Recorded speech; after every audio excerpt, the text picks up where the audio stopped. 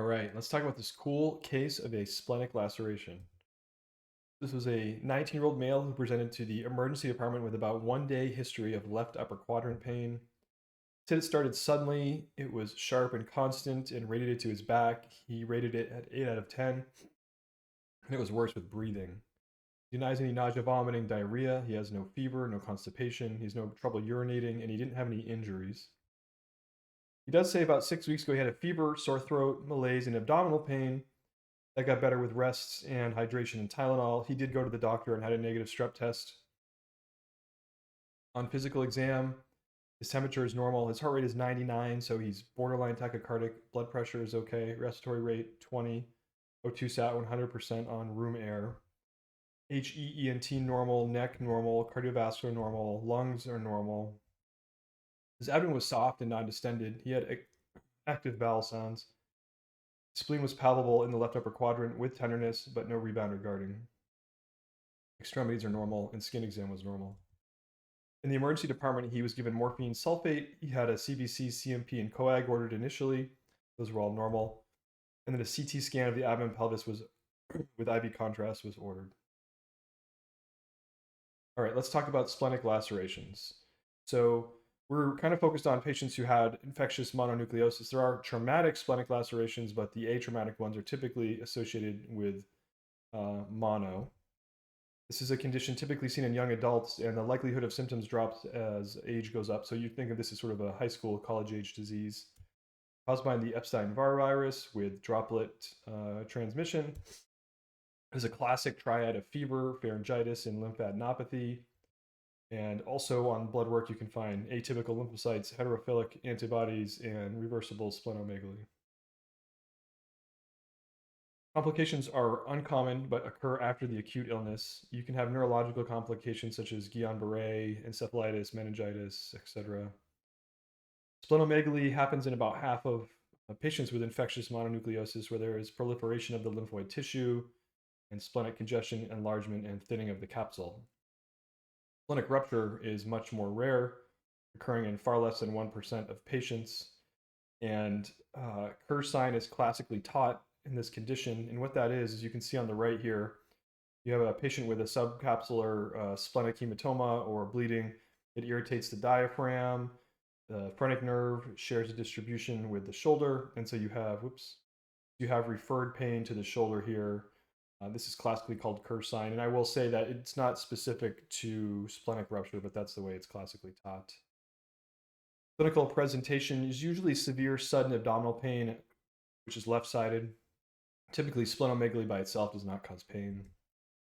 Depending on how sick the patient is, like how rapidly they are bleeding or hemorrhaging, they can have pallor, tachycardia, hypotension, oliguria, orthostasis, and syncope. Blood work will typically show low H&H, leukocytosis, atypical lymphocytes, and elevated liver functions. And you can find these labs in about 90% of patients with splenic laceration. Ultrasound can show hemoperitoneum, and CT much better characterizes the injuries to the spleen, right? You can grade them, characterize the laceration, whether it's subcapsular or not, how much hemoperitoneum there is, etc. On the right here, we have an ultrasound. It's kind of zoomed in, so it's a little grainy, but here is the kidney. So this is the splenorenal view of the left upper quadrant. This is the spleen, which is massive, right? I mean, it's 5 times the size of the kidney, which is very atypical. You can see hypoechoic fluid surrounding the spleen here, and then the spleen itself looks relatively homogeneous. So this would be a subcapsular bleed, at least on this one view, this looks like a subcapsular bleed, as opposed to a diffuse hemoperitoneum. And then the CT scan, basically of the same patient, you can see a coronal view here. It looks like it's encapsulated, right? There doesn't look like there's blood anywhere else in the abdomen on this view. And you see this hypo or low intensity signal here compared to the rest of the spleen, that's blood. And then you can see it better on the axial cut here on the lateral side of the patient. And again, you don't really see any blood anywhere else to suggest that this is a ruptured splenic capsule. Management is a little bit debated, right? It's a little bit subjective. There are guidelines from the American College of Surgeons and some other groups. But generally speaking, if they're unstable, they require intervention. Intervention can be splenectomy. More commonly in the modern era is interventional radiology, right? So basically avoiding the complications of both the laparotomy to remove the spleen, and of the splenectomy and the risk of encapsulated bacterial infection. So IR is a good choice in the right patient. And then if they're stable, conservative management is okay. And sometimes stable can still mean they get 1 or 2 units of blood. You let them bleed into the capsule, but as long as they don't have hemoperitoneum, they usually will auto tamponade, and things will kind of heal and clot, and the patient will do okay. And so on the right here, you can see a grading system, which basically goes from grade 1 to grade 5. And grade 1 and 2 are pretty minor. I don't think these patients will typically be headed anywhere. Grade 3 is kind of a gray area where it ruptures or it doesn't rupture. And then grade 4 and 5, these patients are much sicker and definitely need intervention. Okay, shattered spleen, quote unquote. I think this is something you're going to see more with a traumatic patient as opposed to a spontaneous rupture in a patient with mono. And then after the diagnosis, they of course need to avoid sports and activities for at least 4 to 6 weeks, basically so that they don't rupture it again by getting hit in the abdomen. In the case of our patient, he was diagnosed with a grade 1 splenic laceration.